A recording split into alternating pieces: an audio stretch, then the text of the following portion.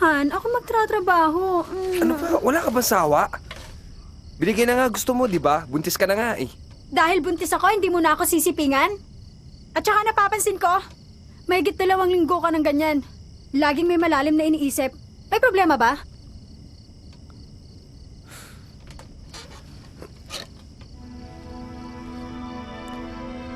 May pagtatapat ako sa'yo. Patayin na mo, Joaquin!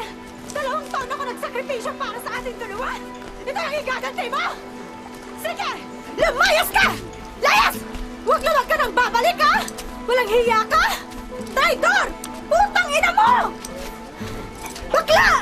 Wala kang bayag! Gago! Tangina mo! Bakla!